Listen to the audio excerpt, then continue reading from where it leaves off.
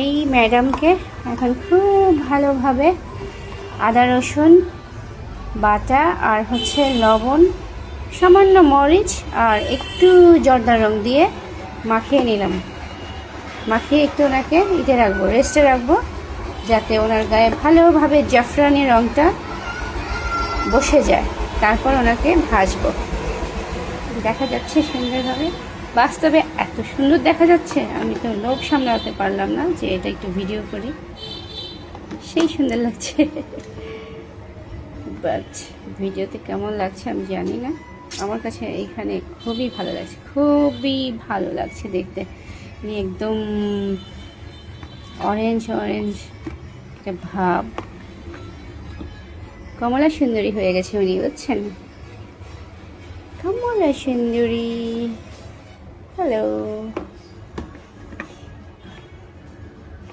খেতে যেন টেস্ট হয়, আল্লাহ যেন মজা করে। আল্লাহ, এটা তো বেজ্জতি হয়ে যাবো। আল্লাহর রহমতে হয়নি কখনো।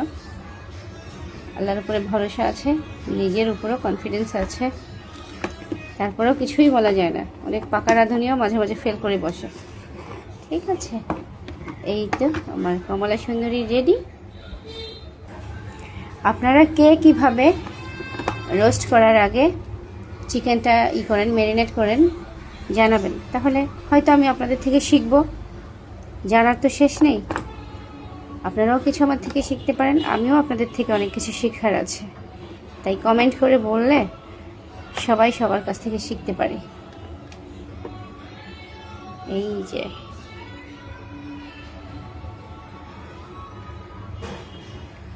বন্ধু কি লড়ি इसके लिए हम तेरे से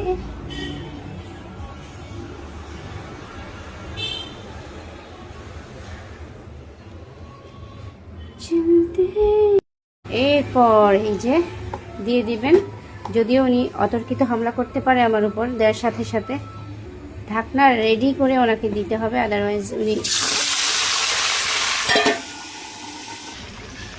এই যে দেখতে পাচ্ছেন কমলা সুন্দরী, ওনাকে কিন্তু খুব ভাজা যাবে না, খুব ভেজে ওনাকে ড্রাই করে ফেলা যাবে না।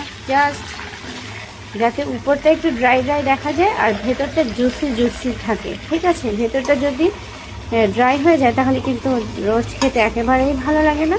তাই উপরটা চেষ্টা করবেন একটু, এই যে সামান্য 1.5-2 মিনিটের মতো ভাজলেই হয়ে যায়। আর ভেতরটা কিন্তু একদম জুসি আছে। আমি তো এভাবেই ভাজি, আপনারা কীভাবে ভাজেন জানাতে পারেন। হয়ে গেছে আমার এটা, কিন্তু আমার এই জাফরানি সুন্দরী হয়ে গেছে।